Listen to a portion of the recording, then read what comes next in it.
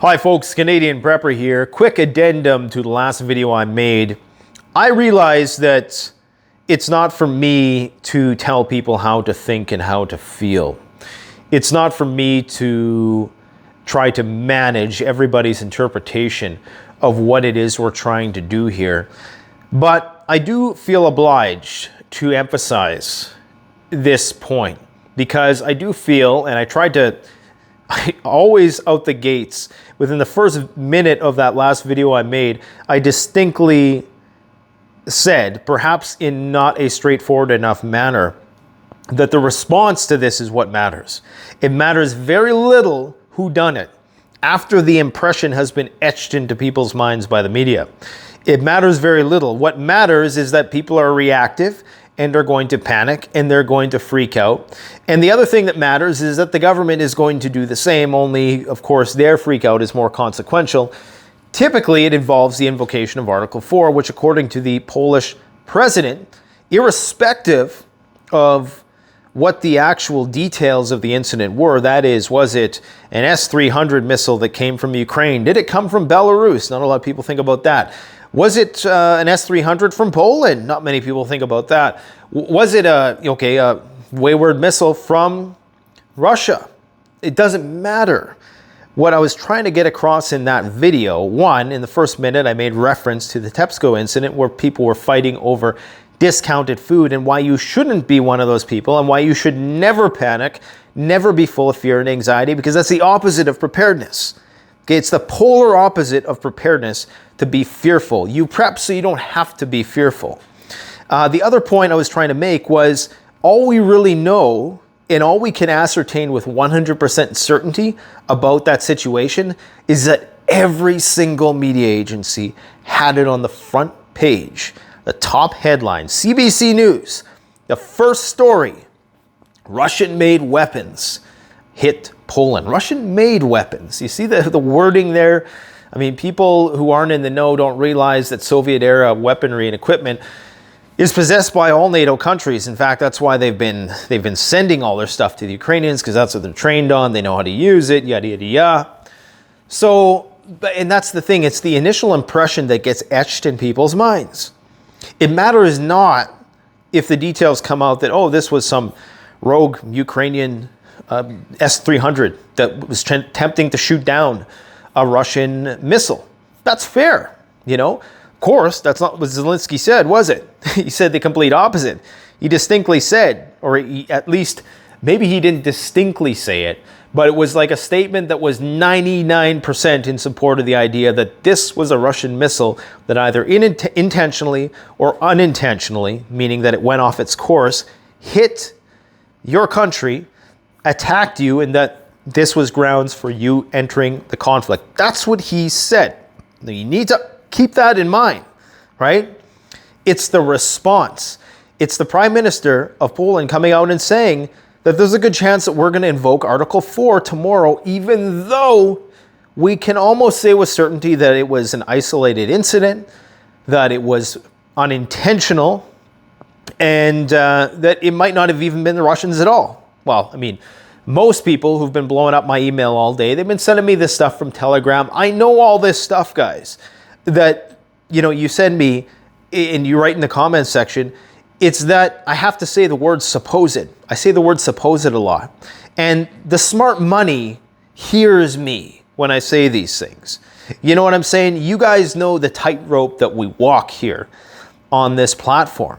So it's not that I'm speaking in code or dog whistling. It's just that you have to use your brain. I have to cover my bases. Now, the messaging is clear. There's an incremental slow creep to Article 5. This is what you would expect to see happen regardless of whether it was Russian or not. That's irrelevant now because the initial impression, Russian weapons fall on Poland.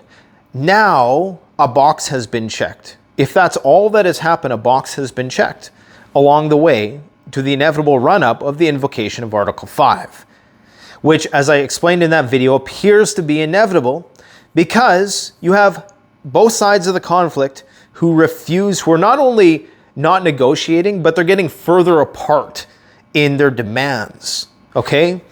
So do the ends justify the means? That's the big question. When we make noise about this stuff, when we're alarmist about this stuff, do the ends justify the frickin' means?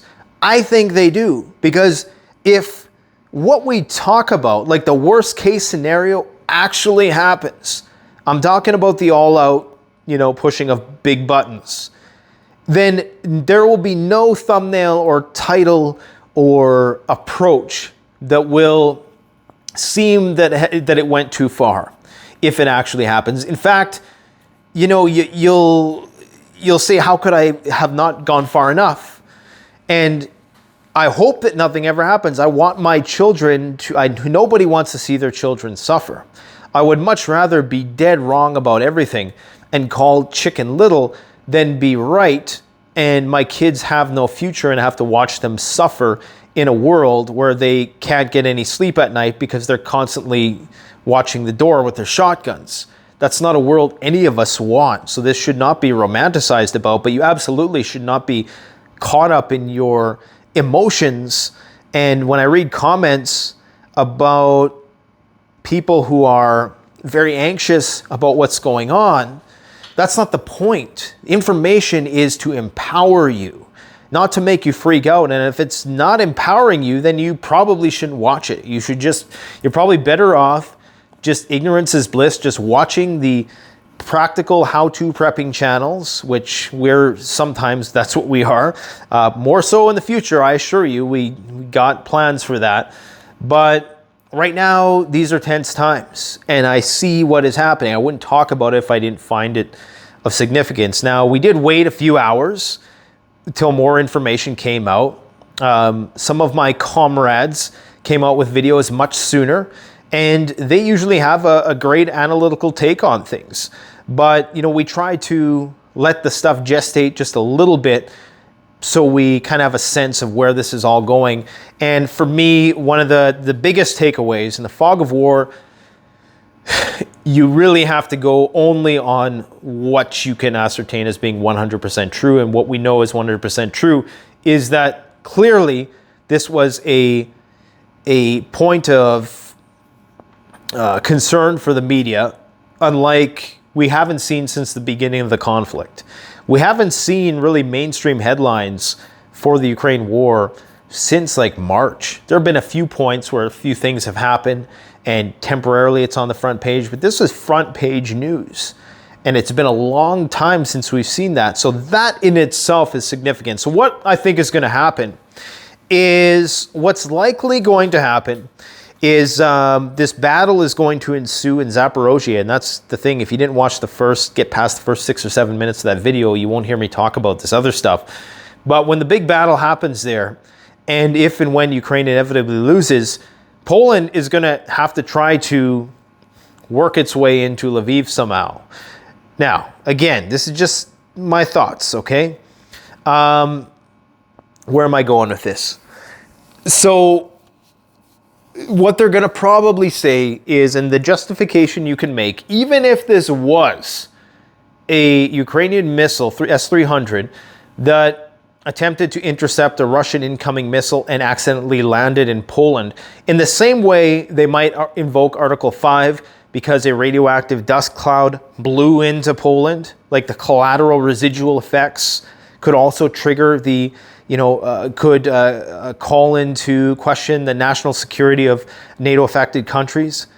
As this would be the case, you could make an argument and say, well, this wasn't a Russian missile. This wasn't even and I'm not saying this is the case. I'm just saying, if this is what, best case scenario, worst case scenario in some people's minds, if this was a Ukrainian S-300 missile, that's still a threat to our national security. They are trying to defend themselves. Therefore, maybe we do need to look at playing a more active role. Maybe we do need to talk about having a limited no-fly zone that surrounds maybe from like Poland to Lviv or something like that. Slow creep, incremental, run up to World War III. I hope it never happens. Do not panic. I hope I don't come off as panicked. if there's an enthusiasm for and a fascination, I would say, with societal collapse, it's just one of the things that has intrigued me over the years is the oblivion that most people live in terms of their lack of awareness or their ignorance towards the hard, cold reality of our existence and how that manifests as society is collapsing. That's an intriguing, fascinating subject for me. It might not be for you, that's fine, but I can tell you right now, the reason why a lot of people troll the channel is because they themselves are projecting. I mean, if you didn't think that this stuff was a big deal, you'd pay no attention to it whatsoever. But the real fear, it manifests as anger because you know that if that situation ever happened, you're not equipped to deal with it. Now, I'm not saying I'm like post-apocalyptic master or anything like that. You know, I know all my shortcomings and, you know, trust me, I'm not trying to be bashful or anything, but there's a lot of things I got to work on with respect to self-reliance. There's a lot I need to know. Tons of stuff I need to know. And hopefully the guests we're going to be bringing on in the next 3 months are going to help get me sorted out in that respect so I can be good and squared away. But these people are the most scared because the reason why you're clicking on the video in the first place is because you know there's some truth to it. And as a defense mechanism, you react in that sort of way where you're like, oh, this guy's just making stuff up and he's trying to sell stuff and whatever. 90% of the stuff that we sell at Canadian Preparedness isn't even prepping related. Like it's premium knives, it's tents, outdoor tools, arborist tools, you know, various types of apparel that have nothing to do with survival and preparedness. So we don't need World War III. In fact, we need the opposite because World War III is causing a recession and, you know, it's really hitting people's pocketbooks. But at the same time, because this is fascinating to me, how this is all happening in our lifetimes as we just crossed the 8 billion people mark, and I think we're going to see a big correction with that soon. Not something to panic over, just it's fascinating, isn't it? Maybe it's not fascinating to you, maybe it scares the crap out of you, which it shouldn't, because you're prepared. Preparation is the polar opposite of being unprepared and running around and going and getting in fights at the Tesco because there's discounted food there for once and inflation has destroyed the value of your currency and, you know, you did not stockpile beans and rice when you had the chance in Mylar bags for dirt cheap, which you still can do, by the way. Prepping doesn't have to be expensive. You don't have to buy stuff from me. I'll tell you outright that really when it comes down to it, a lot of people are buying stuff because that's the kind of consumerist mindset of North Americans, is we think we could just buy our way out of stuff.